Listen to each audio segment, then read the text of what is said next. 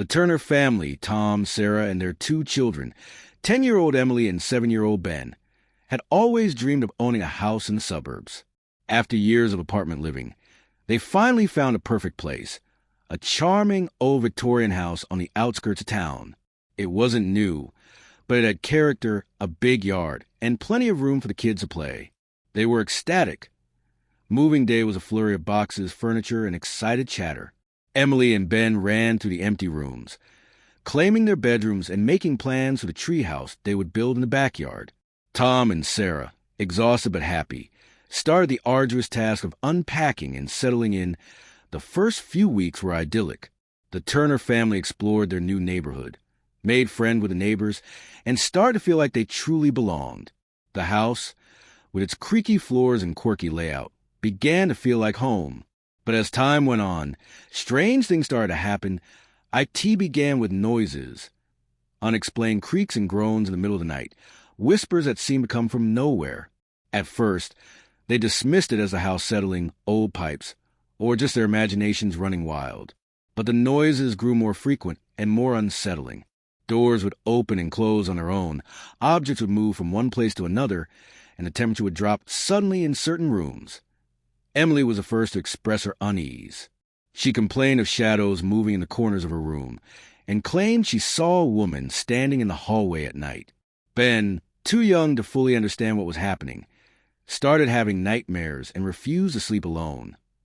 Tom and Sarah tried to reassure their children, telling them it was just their imaginations, but deep down, they were starting to feel uneasy themselves. They had both experienced some of the strange occurrences, and they couldn't deny that something was not right in the house point one afternoon, while Tom was doing some renovations in the basement. He stumbled upon something that would change everything. He was removing an old section of drywall when he noticed a small, hidden space behind it. Curiosity piqued. He carefully pulled away the remaining drywall to reveal a narrow opening. Inside, he found a dusty wooden box. It was old and worn, with intricate carvings on its surface. Tom hesitated for a moment, a sense of foreboding washing over him. But he couldn't resist the urge to open it. He carried the box upstairs and placed it on the kitchen table. Sarah, drawn by his serious expression, joined him. Together, they opened the box. Inside, they found a collection of strange objects, a bundle of dried herbs, a tarnished silver locket, and a stack of old letters tied together with a faded ribbon. The letters were addressed to a woman named Eliza, and they were dated from the late 1800s. As Tom and Sarah read through the letters, they pieced together a tragic story. Eliza had lived in the house with her husband, a wealthy merchant, but he had died suddenly under mysterious circumstances. Eliza, heartbroken and alone, had become increasingly reclusive, and the letters hinted at a growing obsession with the occult point one letter, written by a friend of Eliza, expressed concern for her well-being, mentioning strange rituals and whispered rumors of dark practices.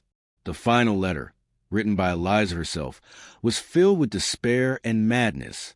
It spoke of a presence in the house, a dark entity that she had unwittingly invited in. Tom and Sarah exchanged horrified glances. The strange occurrences in the house suddenly made sense. They had stumbled upon something sinister, something that had been hidden within the walls for over a century. They decided to investigate further, hoping to find a way to rid their home of the malevolent presence. They researched local history, visited the town library, and spoke to the older residents of the neighborhood. They learned that Eliza's story was well known in the town, and the house had a reputation for being haunted. Armed with this knowledge, Tom and Sarah consulted a paranormal investigator, a woman named Dr. Evelyn Reed, who specialized in dealing with haunted houses. Dr. Reed arrived at the house with her equipment and spent several hours investigating. She confirmed their worst fears. The house was indeed haunted, and the entity was drawn to the energy of the family, especially the children. Doctor Reed explained that Eliza, in her grief and madness, had attempted to contact her deceased husband through dark rituals, inadvertently opening a door to a negative entity. The entity had remained trapped in the house ever since. Feeding off the fear and despair of its inhabitants, Dr. Reed devised a plan to cleanse the house and banish the entity. It would involve a ritual, a combination of ancient practices and modern techniques, designed to sever the entity's connection to the house and send it back to where it came from. The ritual was performed late one night, with Tom, Sarah, Emily, and Ben gathered in the living room. Dr. Reed chanted, burned sage, and used various instruments to create a protective barrier around the family. The atmosphere in the house grew heavy, the air thick with tension. Strange noises echoed to the halls, and the temperature plummeted as the ritual reached its climax. A dark figure materialized in the corner of a room. It was shadowy and indistinct, but its presence was palpable. Emily and Ben screamed, huddling close to their parents. Tom and Sarah stood firm, their faces determined. Doctor Reed continued her chanting, her voice growing louder and more powerful. The dark figure writhed and hissed, struggling against the force of her will. Finally, with a blinding flash of light, the figure vanished. The house fell silent. The oppressive atmosphere lifted.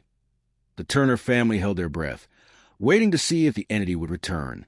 But it didn't. The house felt different, lighter, and cleaner. They had faced their fears and emerged victorious. In the days that followed, the strange occurrences ceased. The noises stopped, the doors remained closed, and the temperature stayed consistent. Emily and Ben slept soundly, their nightmares gone. The Turner family had finally found peace in their new home, a peace they had fought hard to earn.